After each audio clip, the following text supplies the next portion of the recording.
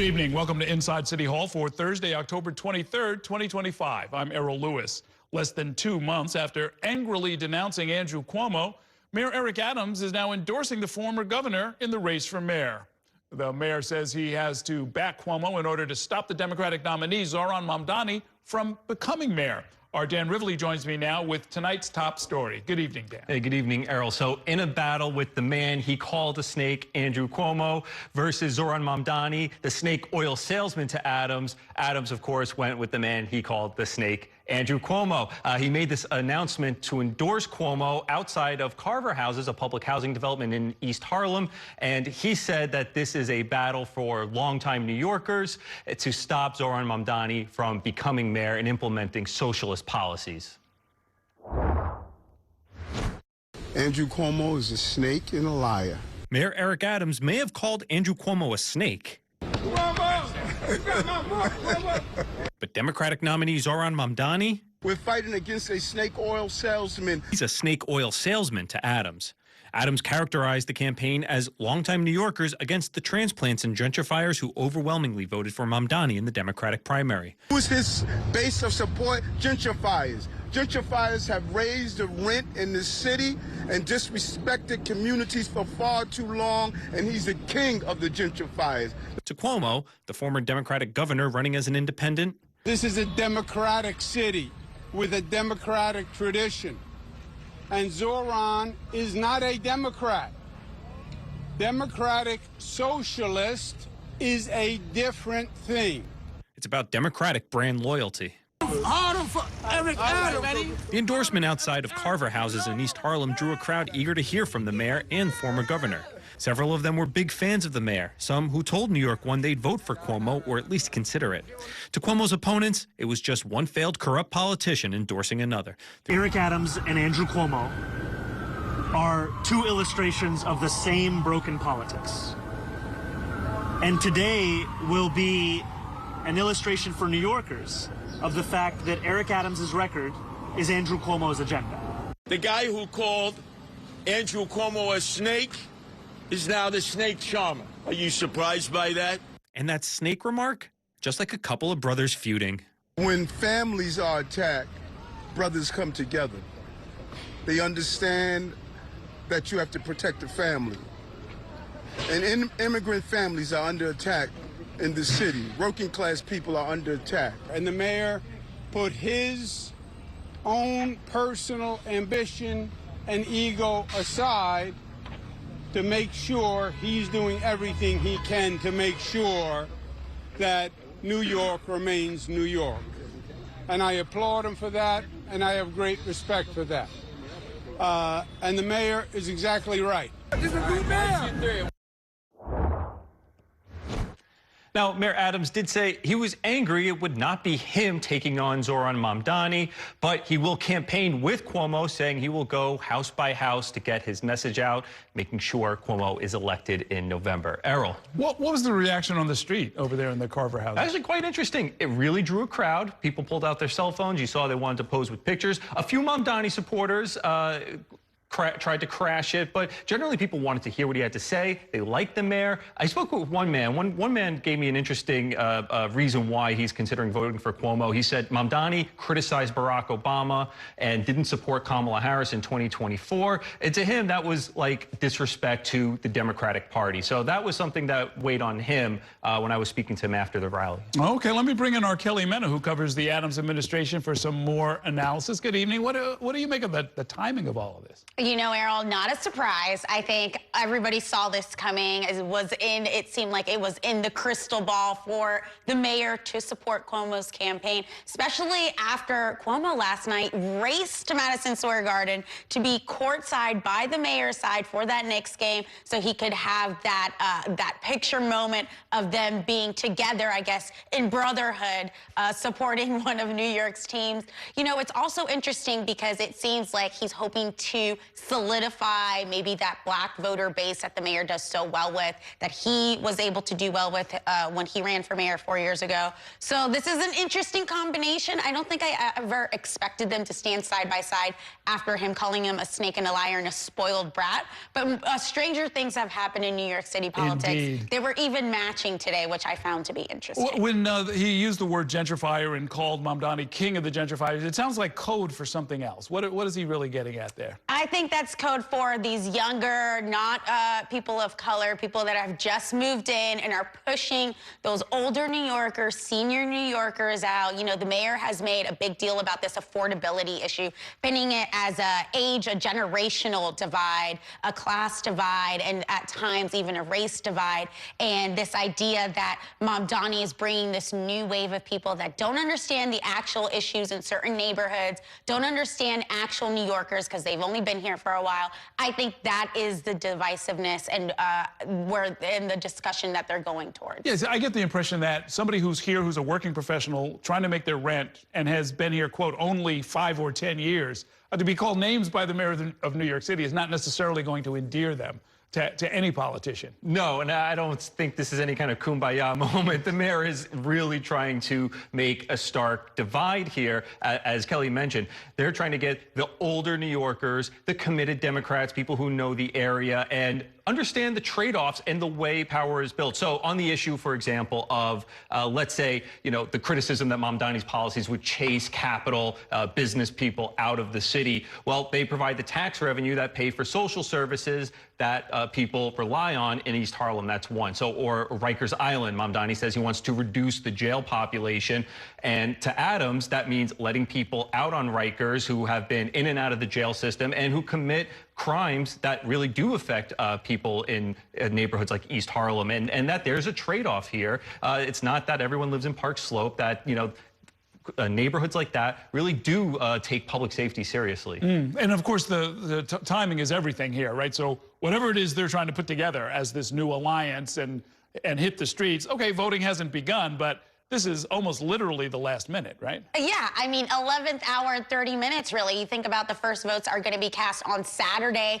Cuomo's already picked up the support that the mayor kind of left behind when he left the race. So this is the last-minute opportunity maybe to pick out anybody who's undecided, anybody who might have been on the fence, and make sure that Cuomo is getting squeaking out every last vote because he's going to need it. He has some serious room that he needs to make up to catch up to the front runners, Zohran Mamdani, and not just Mayor Adams supporters that he needs to get. He needs to get those independent voters and everybody else if he's going to make up the difference. Okay, thanks very much, Kelly. Thank you, Dan. We are going to take a break now, and when we come back, lawmakers are at a rally in Lower Manhattan. You can see them there on your screen. They're in Lower Manhattan to support State Attorney General Letitia James ahead of her scheduled court appearance. That's taking place tomorrow. We will bring you a live report from that rally. Later on tonight, I'll be joined by my politics panel to talk more about last night's mayoral debate and how each of the candidates performed. Stay with us.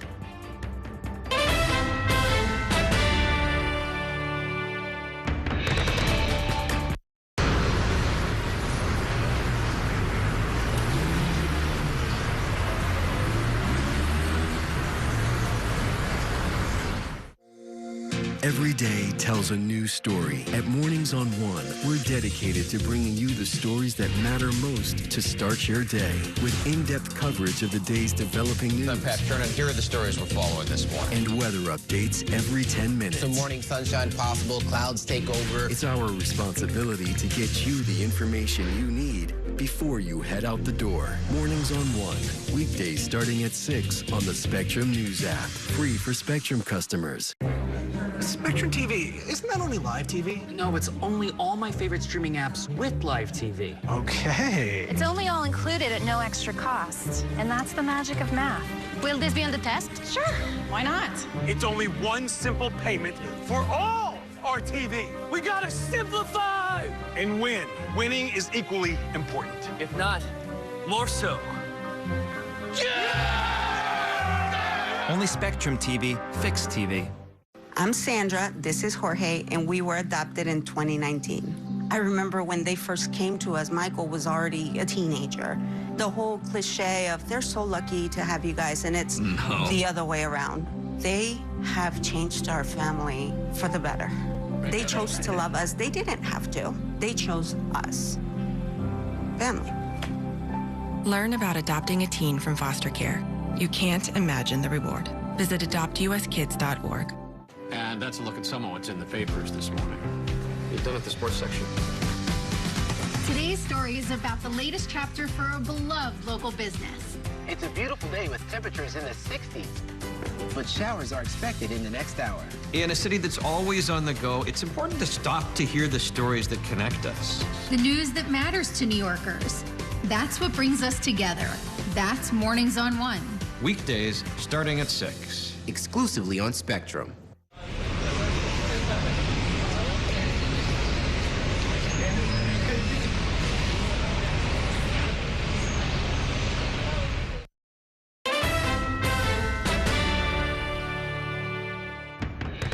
Welcome back to Inside City Hall. Governor Kathy Hochul and Democratic mayoral nominee Zohran Mamdani are in Lower Manhattan with members of Congress and other Democratic elected officials demonstrating in support of the state attorney general, Letitia James, ahead of her arraignment tomorrow in a Virginia federal courthouse. James is accused of mortgage fraud and falsifying documents. Our State House reporter Bernadette Hogan joins us now from outside Manhattan Federal Court. Good evening, Bern.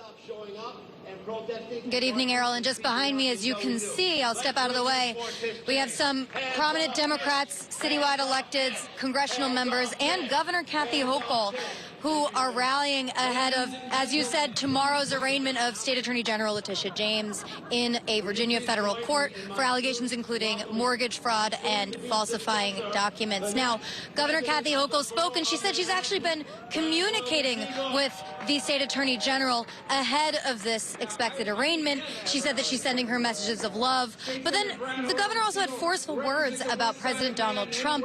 And to paraphrase, she said that if the President of the United States is willing to go after the top prosecutor in the state of New York, what exactly will he do in respect to the rest of the citizens and dealing with the law? Now, Democratic mayoral nominee Zohran Mamdani also appeared. And let's take a listen to what he had to say to the crowd earlier. We know that Donald Trump is coming after her because she did the right thing. She held him to account. She showed that no man and no wannabe king is above that same law. 64 million reasons. Mamdani left quickly after those remarks, but essentially both Zohran Mamdani, Governor Kathy Hochul, and the other elected officials on stage are making the case that the Trump administration are directly targeting Letitia James, and James herself has made this point too, because she ended up taking him to task in court here in New York. And again, they're saying they stand behind Tish James and they support her case tomorrow in Virginia. Errol? So now, Bernadette, a number of the experts that we've talked to have said that the indictment itself is actually fairly flimsy and could, in fact, get dismissed. Did any of the speakers reference that, or are they talking really just most about the fact of it, the politicized nature of the indictment? Right, mainly hinging on the politicized nature of it. Letitia James has been a longtime adversary of President Donald Trump. And Tish James herself actually filed, or her attorneys filed, a motion to dismiss the case earlier today. We'll see what she ends up pleading in court, if there's a plea deal tomorrow. But again, the basis of this rally is essentially it's politically motivated, especially considering the top prosecutor in Virginia who is bringing this case is a former Trump White House aide, somebody that is bringing this case forward when other prosecutors did not bring this case to bear. Again, they're bringing this on the merits that it's a political witch hunt against the state attorney general. Okay, thanks very much, Bernadette.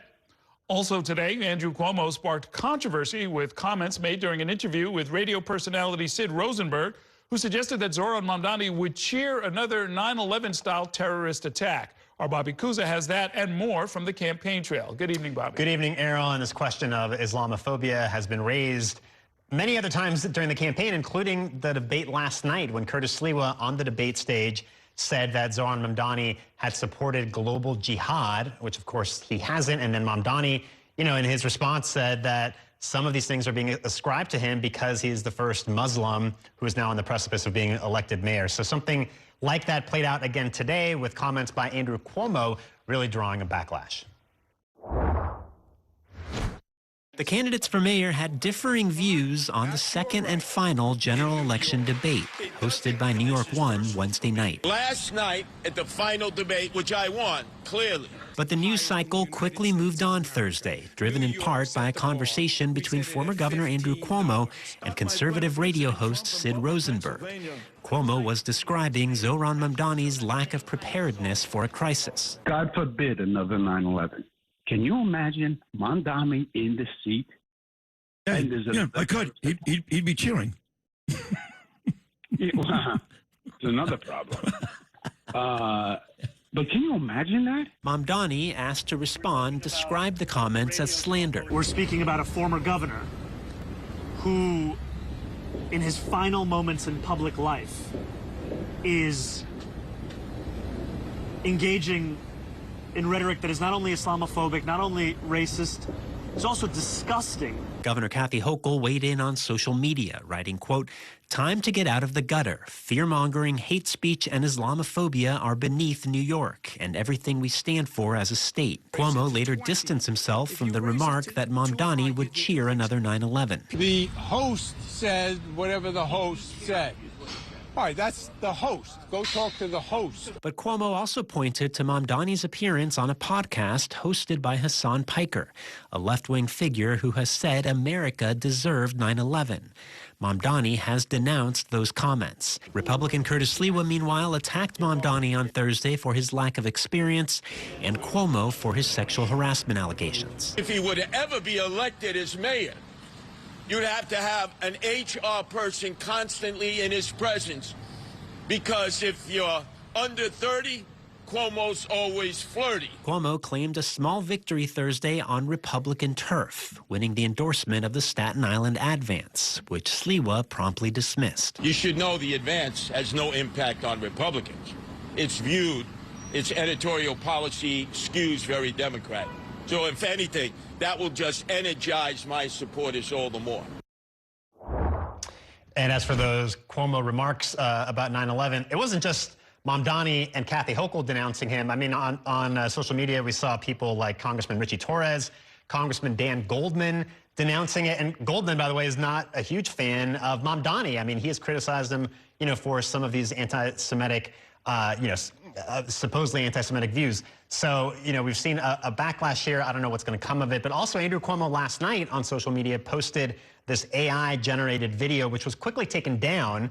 And it had some sort of offensive stereotypes. It was criminals supporting Zohran Mamdani. This was all kind of cartoonish caricatures. But that also drew some criticism, and the campaign said it had been posted in error. Oh, in error, right. Has it been denied by the campaign, which paid for it? Well, it was not further explained, what the provenance of this was, except that it was a junior staffer that had been involved. I see, the interns again. But because it was pulled down, that was sort of the end of it, and we didn't see this issue really get a lot of traction. When the governor says stay out of the gutter, I mean, what she's really talking about is this particular program and this particular broadcaster. Right. I mean, I think these comments today, people felt like went a step too far.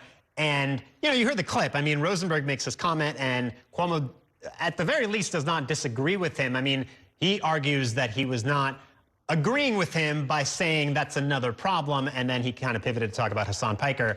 But I think people may have interpreted it. Yeah, look, if you get in the gutter, you're going to get dirty, right? That's I think the real takeaway from all of this. So look, they're on the campaign trail now. They're trying to make their closing arguments. Is this what we can expect more of, do you think, day to day as we get into the voting period? I mean, I think we've seen for weeks now that Cuomo has really stepped up the attacks on Zohran Mamdani. I mean, we see it every day where he paints him as an extremist. He's inexperienced. We saw it last night in the debate. And to the extent that those arguments may have seemed to have landed last night. And a lot of people, gave Cuomo high marks for last night and thought he was pretty confident in his attacks. Yeah, I think we may see him only ramp those up in this next What do we have left now with about a week and a half till Election Day? Indeed. The time is upon us. Thanks very much, Bobby. Let's take a short break now. When we come back, former New York City Transit President Andy Byford spoke about his plans to transform Penn Station. We'll bring you a full report. Stay with us.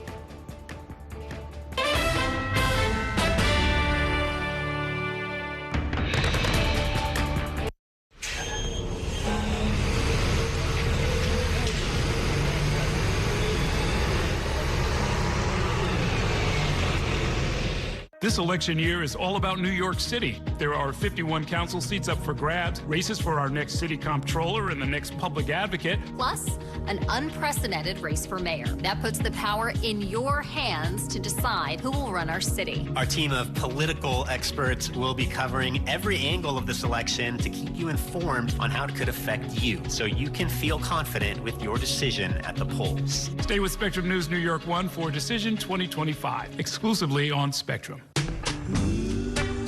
It's only a game. It's only a little rivalry. It's only a ritual. When I come home and a few generations. you're always there. And only Spectrum TV includes all your favorite streaming apps with live TV at no extra cost. It's only a game. It's only everything. Mom was always organized, but she started forgetting to pay her bills on time. And she'd buy the same gifts over and over. Telling the girls about my Alzheimer's diagnosis was really hard. At first, we had our cries, but then we were like, okay, let's make a plan. Early detection gave us time to adapt together. It's so important for you to think about what you can do and making the most of what you have. If you or your family are noticing changes, it could be Alzheimer's. Talk about seeing a doctor together. From my time growing up in Queens watching New York 1 to my time reporting here, I've seen how quickly a story can change. At News All Day, we bring you the news as it's happening, from around the boroughs to local government to your neighborhood. Because our city never stops moving. 3, 2, 1. Hi, I'm Shannon Ferry with the day's developing stories. But first, stay up to date and informed with News All Day, weekdays from noon to 4.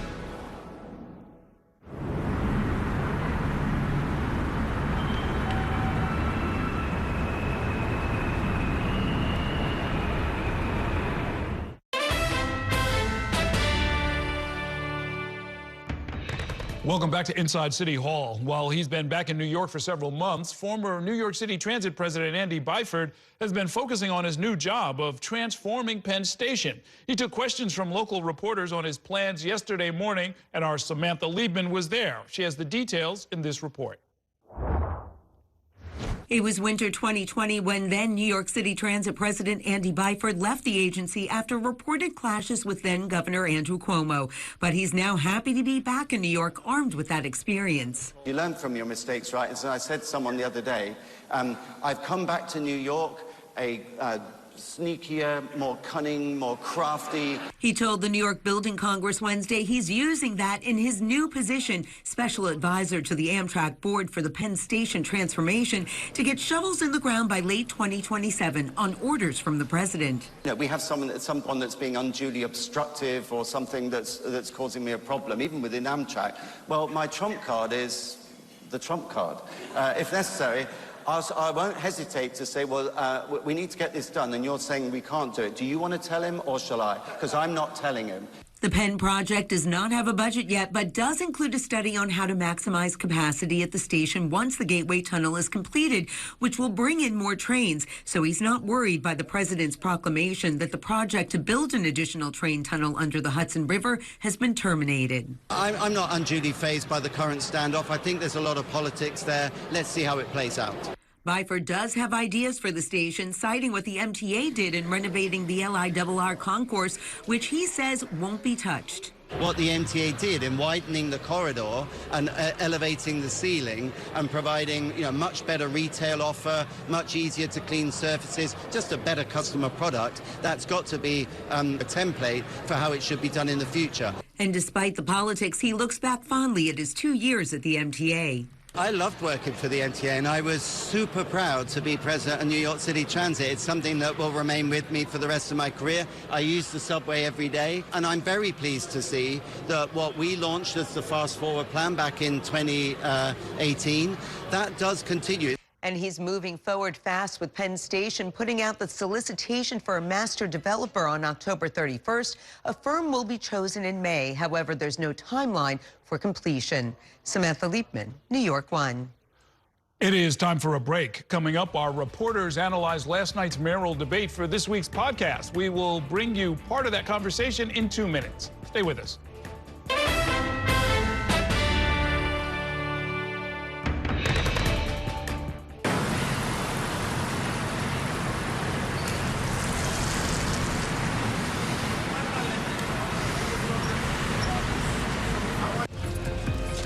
My time at New York 1 has shown me that in the city that never sleeps, the news never stops. So as the day winds down, turn to the rush hour. Good afternoon, I'm Monica Burke. To catch up on the stories that matter across the 5 boroughs, with in-depth interviews from the city's newsmakers, plus the latest forecast. Catching you up with today, preparing you for tomorrow. Right here on the Rush Hour. Weekdays from 4 to 7 p.m. There's an international travel plan with Spectrum that was an additional $10 a month, as opposed to paying a ridiculous amount per day for roaming fees. This literally felt like my old phone carrier was reaching their hand into my wallet and just helping themselves to some of my cash. I like having no surprises when it comes to my cell phone bill. And with Spectrum, that's been the case. So it saved me a ton of money. Real customers, real savings. To see how much you can save, visit spectrum.com/save.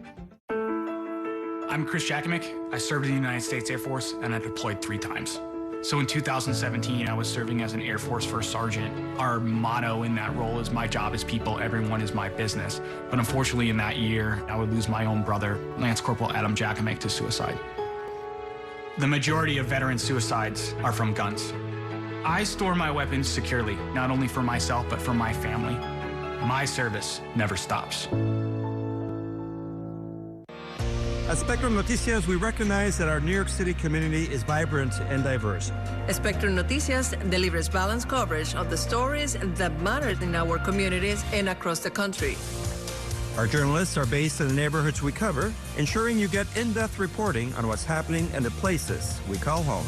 So join us at Spectrum Noticias. We're always on, always there for you. Now available on your TV. Check your local listings. Also available on the Spectrum News app.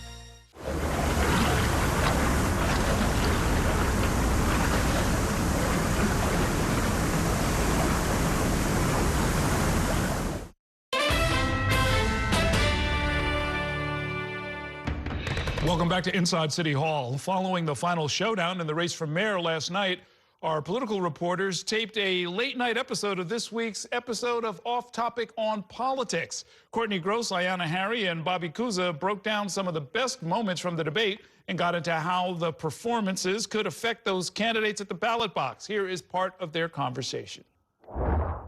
I thought that Andrew Cuomo had a really strong debate, and he made all the same arguments that he always makes. It's not like as if he discovered some new attack line, but I just felt like he was more confident and kind of sure-footed, and Mamdani just had some bad moments. Like I thought, I mean, the one obviously bad moment was when he was asked about the ballot questions regarding housing and had no answer. I mean, not only did he not take a position, but when Errol first asked him the question, he just completely avoided the question and gave some answer that gave no indication of whether he was for it or against it. And then when Errol followed up, it was clear he wasn't taking a position. And then all of a sudden, everybody ganged up on him. So he had Cuomo, including the audience, including the audience, and it was almost like it felt like he was getting heckled by people.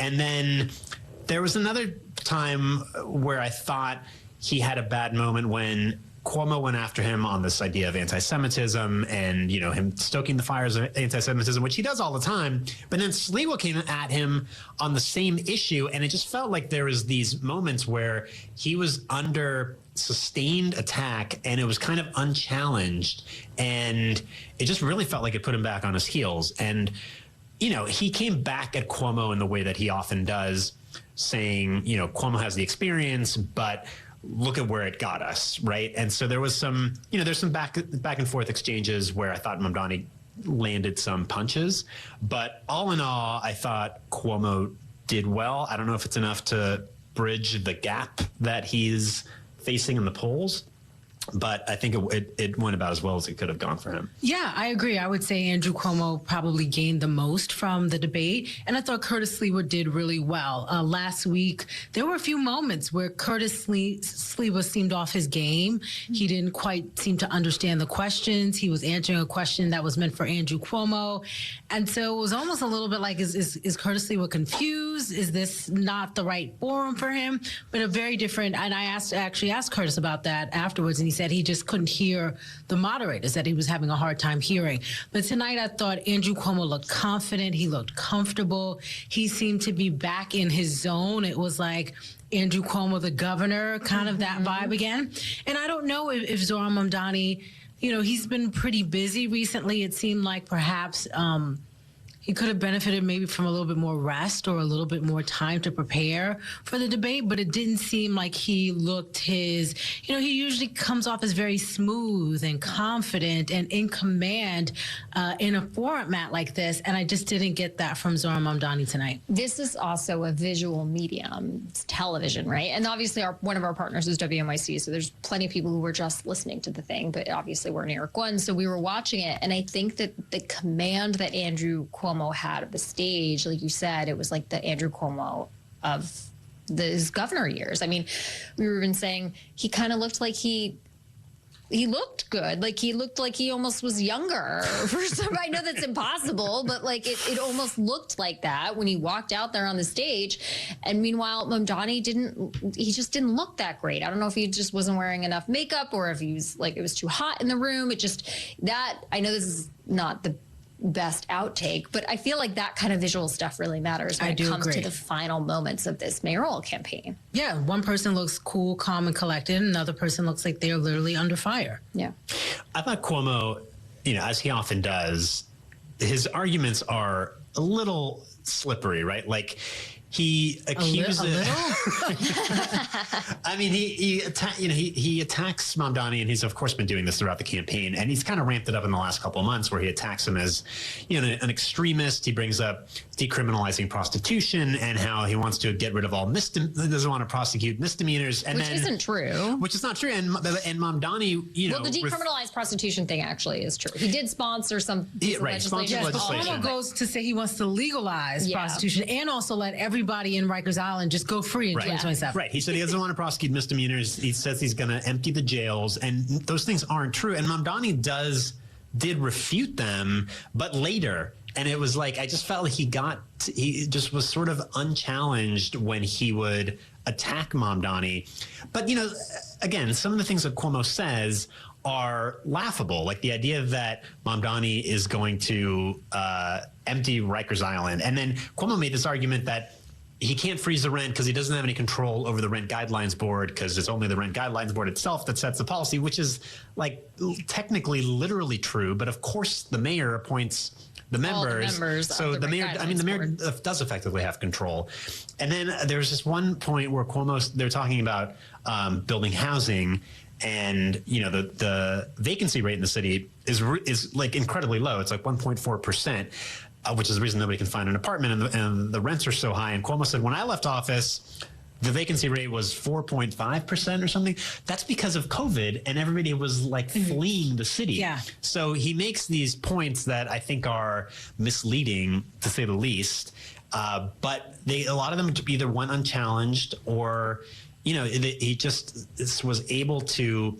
Like the spot where he talked about Mamdani being inexperienced, he went on. It went on and on and on, and it was like 30 seconds where he just like got to hammer at him, and it felt like Mamdani was just on the ropes the whole time. And that moment, it's funny because I just wrote down inexperience as the next topic that I wanted to talk about, because thinking about the housing question and how Mamdani refused to answer these ballot questions that are going to be on your ballot. So voters, when you go to vote for early voting starts on Saturday. So when you go to vote, you can flip over your ballot and you're going to have a number of questions about housing in New York City. And these are ballot questions about producing more housing. And they're going to basically, in a nutshell, and we'll talk about them more next week, they will empower the mayor to veto some of the council's decisions on housing developments. And the city council is very much against this because they says it's taking away their power. The Mayor Eric Adams, is very much for it.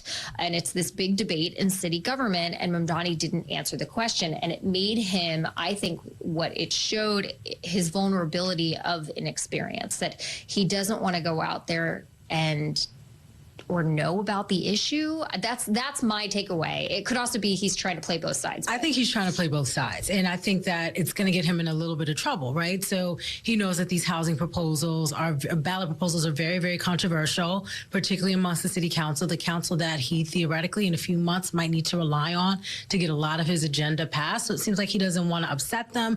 I don't know. I feel like right now Zohran Mamdani is in a let me do what I can to please as many people as I can moment. And I think, yes, you do make some people happy, but then people then wonder, like, well, who are you and where do you really stand? And that, to me, is most seen in him saying today that he wants to keep Jessica Tisch on as police commissioner. It's like, wait, what? Like you guys seem like you are on the complete opposite when it comes to policing, when it comes to raise the age, when it comes to discovery reform, bail reform, this strategic response group. Like, it seems like you two could not be more different, but now you're saying this is the person that you want to be your police commissioner. So do you really believe in Jessica Tisch and her leadership style? Or are you trying to signal to people that you will hire seasoned professionals to help you lead the city? And so it's kind of, again, to me, it just all raises this question of like, well, where do you really stand? And do you really believe what you really believe? Or are you saying what you think you need to say in order to get elected? And you can catch the full podcast episode wherever you get your podcasts, as well as on New York One's YouTube channel. It will also air on New York One this Saturday night at 9 p.m., as will the latest episode of my podcast, You Decide. We're going to take a short break now. When we come back, I'll talk more about last night's debate with my politics panel. Stay with us.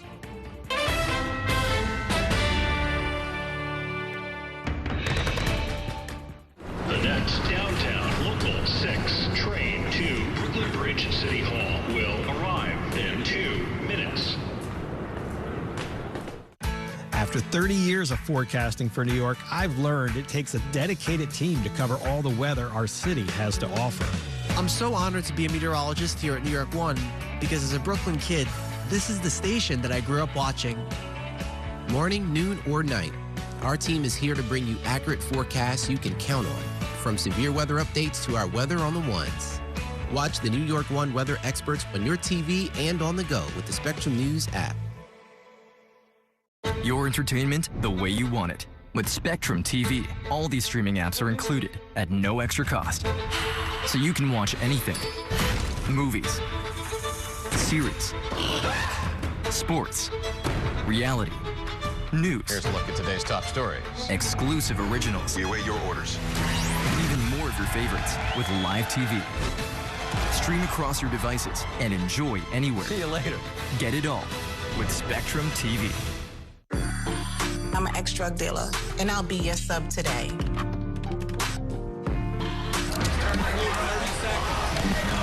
2 milligrams of fentanyl can be lethal. A lethal dose is in here. Who gets it, I won't know. It's cheap, it's potent, and it's profitable. The sad reality is fentanyl is being mixed into everything now. More kitchen now. My father was a New York City firefighter. My mission, like his, is to serve New Yorkers in a city that doesn't stop when the sun goes down. Being with New York One since the beginning, I'm now honored to join you even earlier each weeknight.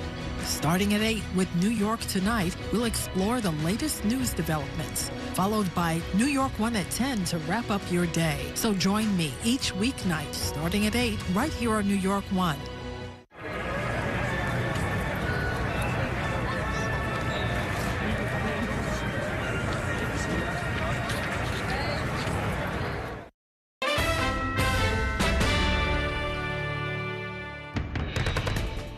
So the one line Mamdani gave about the low rent was killer. I thought that was really good. Everyone says the same thing they lie all the time.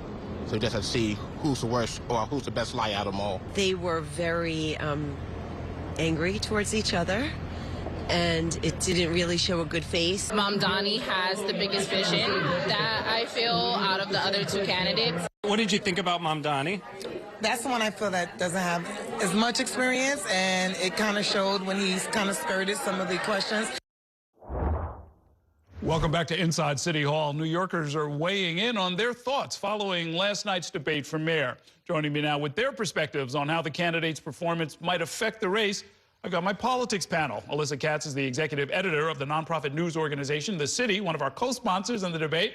And joining us, as he does every week, is New York One political commentator Gerson Barrero. Thank you both for being here. I guess the big obvious question is, who won or lost the debate? Oof, it is in many ways a draw. I actually think that of the three candidates, that Curtis Sliwa was the one who kind of held his own, in part because he wasn't engaged in the kind of hand-to-hand combat that we saw Cuomo and Mamdani really stuck in. And I think especially for Mamdani, who in the earlier debates had really put forth a very positive message and was able to stay on his own message, and his charisma really came through. Here, he just really seemed like he was having a very hard time taking Cuomo's pummeling, trying to give it back, but not quite landing those blows. Well, I see that Cuomo probably didn't exist for a lot of people. I think Cuomo won the night, and he won it because Mamdani looked so bad. In my book, this is why Mamdani made a mistake in agreeing to only 2 debates. That's a mistake, and it shows he doesn't have a chance to recoup. Had he had another debate, maybe right here on New York One, which he should reconsider, he could have a chance to actually do it. I think he did some harm last night that is unchecked, and it will not be fixed. The other thing is, I watch, so I don't know how many viewers stood in. I watched from 6:30 pre-coverage till 10 o'clock. I'm one of the viewers that actually went through. I wanted to hear everybody's opinion. My own doesn't count in terms of what the voters will eventually do. I really feel that Cuomo is alive again, and Cuomo, I said it before, I'm going to go on the record that he will be the next mayor, despite of what everybody says. Okay, well, you know, because I think that people now, we talk, especially in the media class, especially when we sit down at desks or we direct newsrooms, we just go crazy with ourselves. We don't talk to, I've been talking to people out on the street, out in the hallway, even when I check in with the people that are at the security desk.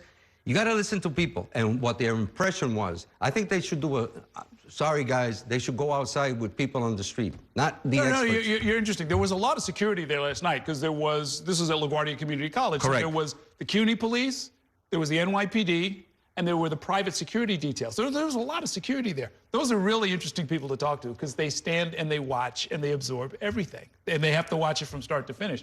I want to play a little bit of, this is when Andrew Cuomo went after Zohran Mamdani for a lack of experience. I thought this was Cuomo's strongest moment. Let's play that. And I allocated more funding for housing than any governor in the history of the state of New York. All right? I did things. You have never had a job. You've never accomplished anything. There's no reason to believe you have any merit or qualification for 8.5 million lives. Is that the case Cuomo should have been making all along? Yes, but he also left himself vulnerable because what you didn't play just there is how Mamdani responded, which I think didn't land quite as hard as he would have wished, but it was an important point, which is that, he said, well, we do know your record and experience doesn't really work in your favor because your record includes, taking a book contract during the COVID crisis.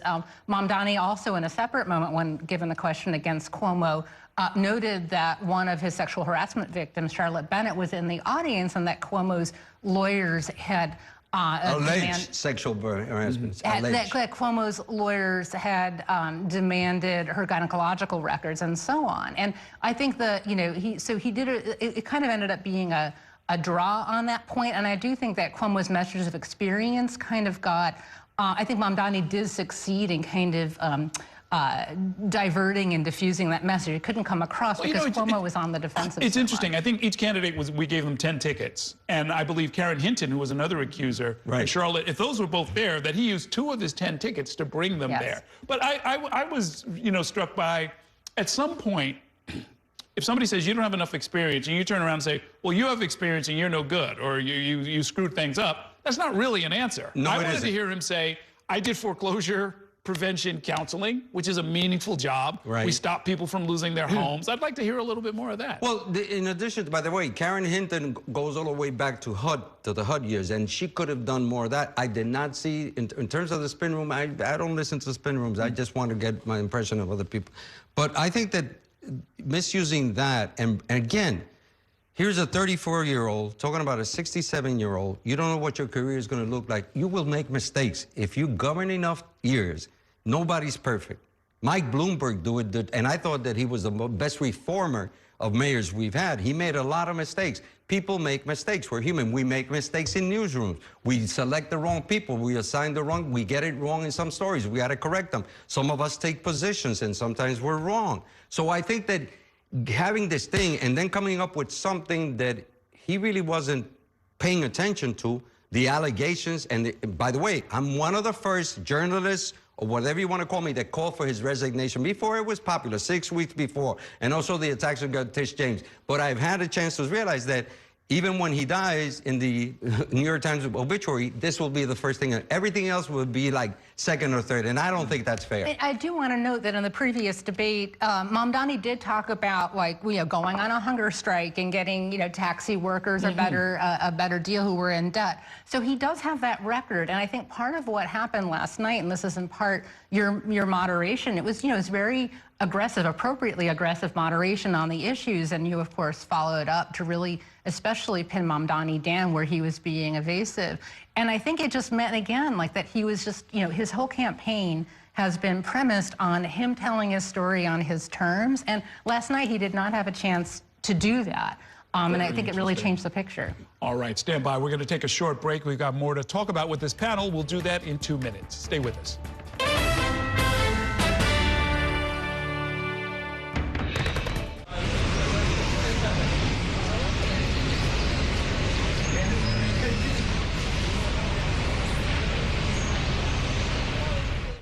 Here's the deal. People need a place to explore national issues that have an impact on their community. To understand those issues better, we're bringing together our team of local political journalists from across the country to break down what's happening. So join us every week to catch up on the key stories making a big difference across the nation and in your local community. Watch The Big Deal with Errol Lewis Friday nights at 9 on Spectrum News New York 1. Available on all of your favorite devices exclusively on Spectrum. My name is Gail, and we are in my showroom for Florist Fire Design House. Getting Spectrum set up for my business was extremely smooth. They had it set up within an hour, and I was online and ready to go and run my business. Spectrum helps me stay online. I have to be able to be online at 5 a.m. when the market's open. Without Spectrum, it wouldn't be possible. Get up to 4 months free when you bundle award-winning internet. Visit spectrum.com/business to learn more.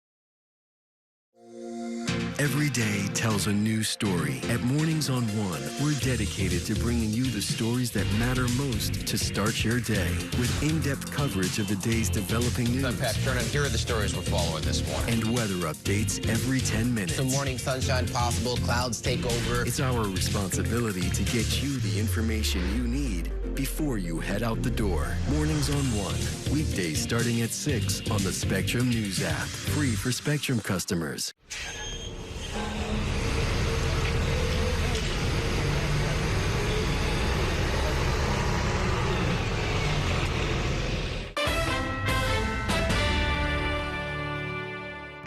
We're back inside City Hall, and I'm once again joined by my politics panel, Alyssa Katz of the nonprofit newsroom The City, and New York One political commentator Herson Barrero. I want to play back that part where Zohran Mamdani refused to answer where he stands on those housing ballot measures. They're intended to transfer power away from the city council to more to the mayor and the council speaker and the borough presidents to make sure more housing gets built more quickly. This is what it looked like. I'm appreciative that those measures will be on the ballot and that New Yorkers will be able to cast their votes for them. I know that we desperately need to build more housing in this city, and I also know that the jobs we create in the building of that housing should be good jobs as well. What a political answer. What is your opinion, Zohran? Yes or no? Come on. Yes or no? What is your opinion? Yes or no, Zohran? Don't be a politician here. I got it. They're pointing out what I was about to, which is they didn't answer the question. No, I think on the stage you can see two people appealing for the Republican Party's votes. And myself. Answer the question. Answer the question for once. In the end, he never gave us an answer. He said he has not taken a position on it. Yeah, no, it's an incredible moment and a very important one. And Errol, thank you for really pressing that question. And to break this down really quickly, you know, the tension here, right, is that the proposals would fast-track affordable housing, but that city council members and, very crucially, labor unions that have endorsed Mamdani are very heavily opposed, are campaigning against them, and specifically because it would take away their bargaining power that they really use by basically threatening to get the projects killed or changed significantly. And it was really telling to me that Mamdani declined to answer that question. We're about to start early voting on Saturday because it's basically saying that, you know, well, more affordable housing, better terms for labor, that this is not a decision he is prepared to make. And I think it's a very strong kind of tell on his leadership that he wants the job, but he's not prepared to sort of say how he'd make such a key decision. I think it's a really important Big blunder, and they just taking too much for granted. But I'm going to say this, and I mean it, and whoever gets offended, I have said here before that the media has been very light in scrutinizing what Mamdani's about. And nothing against the young man.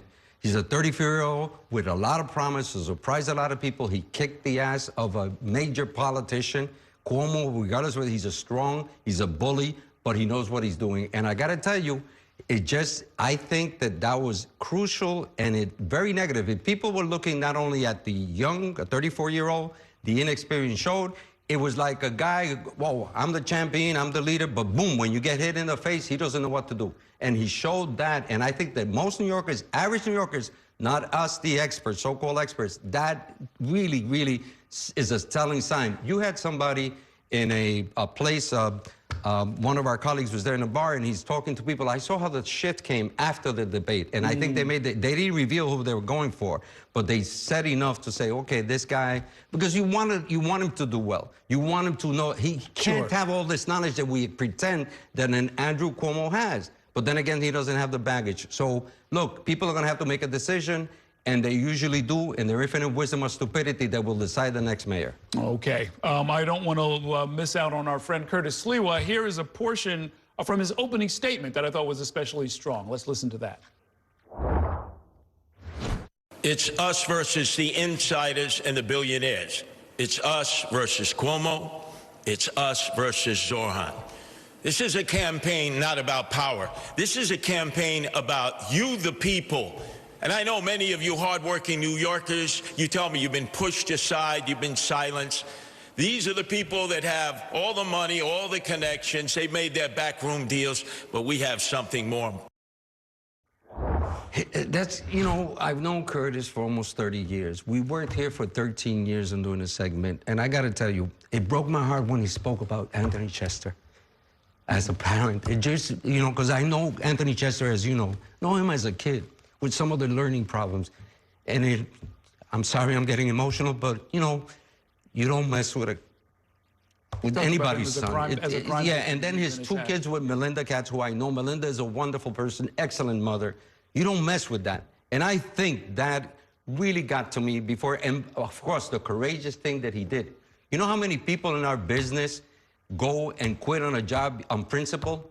Zero. Yeah. No, he went on WABC radio and basically fired himself. Basically said, "I'm never coming back." And this was specifically, you know, because of John Catsimatidis and other Republicans trying to get him to quit the race, even though he's a nominee of the Republican Party and supported by the counties. And I do have to say that opening remarks were basically, I thought it was a very gracious and kind of understated way of saying, I am here, you're not going to mess with me, I'm a serious candidate, and I'm going to hold my own. And I think it really got people's attention as an opening statement. I thought it was very powerful. I mean, and of course, you have to point out that commercial radio, in some ways, is almost like pro wrestling, right? Like this season's villain could be next season's hero. So I wouldn't necessarily count him out as a voice on WABC. He'll bring, if anything, a bigger audience if he is successful, you know, however you want to define that, in making it through to the end of this campaign. But I think it's not only John Catsimatidis. I think Sid Rosenberg, who calls himself a friend after 6 years, it was really treated him poorly, and he had no business. Again, as you say, he is the nominee of the Republican Party, which I really believe nobody has a right, especially Andrew Cuomo or any billionaire, to say because they're afraid of the socialists that he's got to get out. I don't know how many stupid, bigoted comments. I don't know how many times a guy has to get fired from his radio job before people realize maybe this isn't the best place to have a conversation. Right. Because you'll get swept up into the garbage that comes out from certain kinds of broadcasters over and over and over again for decades, Hurston, for decades. He's been offending people, and Sid Rosenberg for decades. He got Cuomo into trouble today. Of course he did. Of course he did. Why they go on that show? I don't know what Catsimatidis has him on the air. Good luck, guys. You want to try your luck over there. Good luck. We're here to have a serious conversation anytime you're ready. Thanks so much for coming by. Great talking with the both of you. That is going to do it for tonight's show. Be sure to join us tomorrow night when I will be hosting another debate. That's the race for Manhattan District Attorney. The candidates are Alvin Bragg, Maud Marin, and Diana Florence. They'll all be right here to face off on New York 1 starting at 7 p.m. Until then, thanks for watching and have a great evening. We'll see you next time inside City Hall.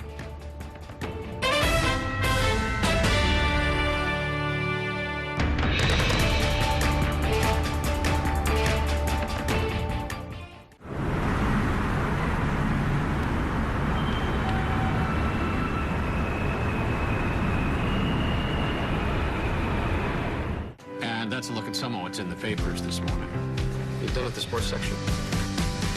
Today's story is about the latest chapter for a beloved local business. It's a beautiful day with temperatures in the 60s, but showers are expected in the next hour. In a city that's always on the go, it's important to stop to hear the stories that connect us. The news that matters to New Yorkers. That's what brings us together. That's Mornings on 1. Weekdays starting at 6. Exclusively on Spectrum. My name is Gail, and we are in my showroom for Florist Fire Design House. We are a full production wedding and event company that focuses on florals. Getting Spectrum set up for my business was extremely smooth. They were here the same day, had it set up within an hour, and I was online and ready to go and run my business. You know, I have to be able to be online at 5 a.m. when the market's open. And if I'm contacting a merchant via email or placing an order online, without Spectrum, it wouldn't be possible. One more row. Spectrum is reliable, they're committed, they're fast, and they really take care of me as a business owner. Last year, when the really bad hurricane came through, our internet stayed the entire time. One of the businesses down the street, she was like, wait a minute, how are you still online? And I was like, Spectrum, baby. You gotta get Spectrum. Get award-winning internet for your business. Up to 4 months free when bundled. Visit spectrum.com/business to learn more. This election year is all about New York City. There are 51 council seats up for grabs, races for our next city comptroller and the next public advocate. Plus, an unprecedented race for mayor. That puts the power in your hands to decide who will run our city. Our team of political experts will be covering every angle of this election to keep you informed on how it could affect you, so you can feel confident with your decision at the polls. Stay with Spectrum News New York 1 for Decision 2025, exclusively on Spectrum.